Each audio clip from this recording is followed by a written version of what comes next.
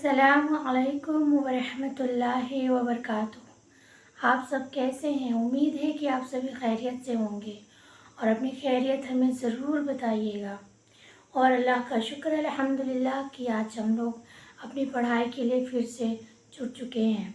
तो अपनी पढ़ाई को आगे बढ़ाने से पहले अपने नए सब्सक्राइबर का अपने चैनल में हम तहे दिल से वेलकम करते हैं और अल्लाह से दुआ है कि आप सभी हमेशा खैरियत से रहें और इल्म हासिल करते रहें। तो अपनी पढ़ाई हम आगे बढ़ाएंगे, उससे पहले आप सभी इस चैनल को सब्सक्राइब कर लें और बेल आइकन को ऑल कर दें कि आपको हमारे नए वीडियो की अपडेट हमेशा पहले मिलती रहे। और आप इस वीडियो को लाइक करना ना भूलें और शेयर भी ज़रूर कर दें। तो चलिए हम अपनी पढ़ाई चालू करते हैं। बिस्मिल्लाह। तो हमारी आज की पढ़ाई है काफिर और मुसलमान के अंजाम में फ़र्क क्यों। चलिए फिर पढ़ते हैं कि आखिर काफिर और मुसलमान के अंजाम में फ़र्क क्यों है। ये बात जब आपने समझ ली तो साथ ही साथ ये बात भी खुद ब खुद समझ में आ जाती है कि मुसलमान और काफिर के अंजाम का फ़र्क यूं बिला वजह नहीं हो जाता। दरअसल अंजाम का फ़र्क आगाज़ ही के फ़र्क का नतीजा है।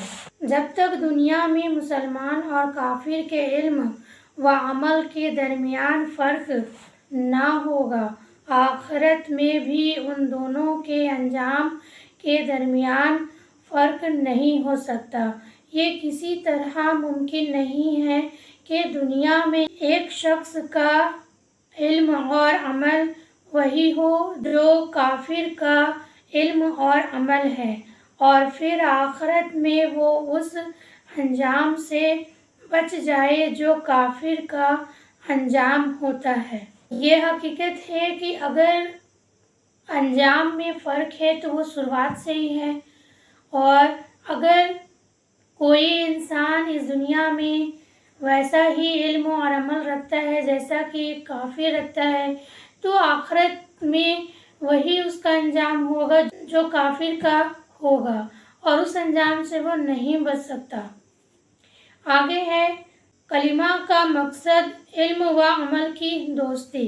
अब फिर वही सवाल पैदा होता है कि कलिमा पढ़ने का मकसद क्या है।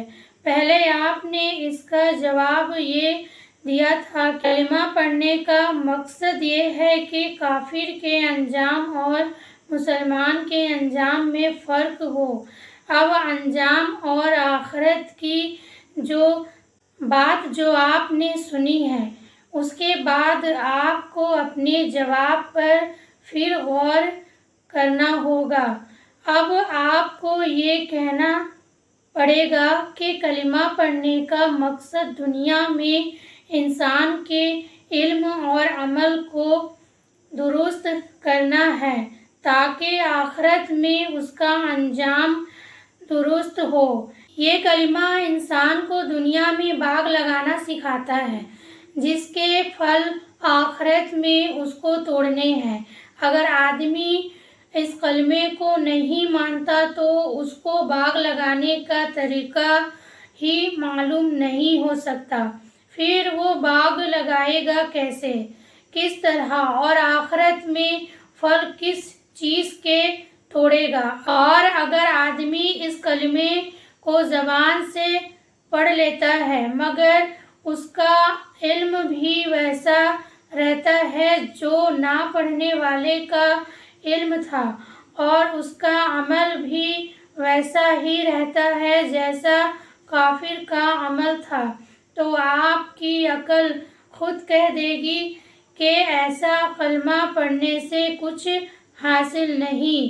कोई वजह नहीं कि ऐसे शख्स का अंजाम काफिर के अंजाम से मुख्तलिफ हो। ज़बान से कलिमा पढ़कर उसने खुदा पर कोई एहसान नहीं किया है।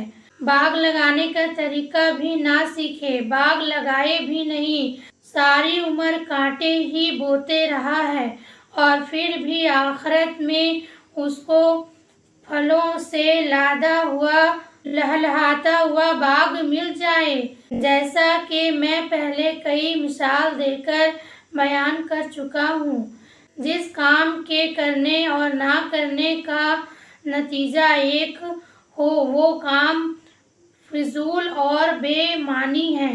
جس دوا کو پینے کے بعد بھی بیماری کا وہی حال رہے جو پینے سے پہلے تھا، وہ دوا حقیقت میں دوا ہی نہیں ہے۔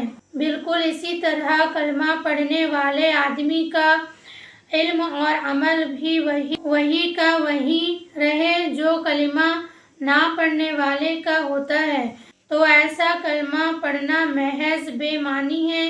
جب دنیا میں کافر اور مسلم کی زندگی میں فرق نہ ہو تو آخرت میں ان کے انجام میں فرق کیسے ہو سکتا ہے؟ بالکل یہ بات صحیح ہے۔ جیسا کہ ابھی ہم لوگوں نے پڑھا کہ اگر ہم نے فصل لگانا ہی نہیں سیکھا تو پھر ہمیں پھل کیسے ملیں گے؟ اگر ہم نے اس دنیا میں محنت ہی نہیں کی، نیکی نہیں کی، ہم نے عمل ہی نہیں کیا تو پھر ہم کو آخرت میں کامیابی کیسے ملے گی؟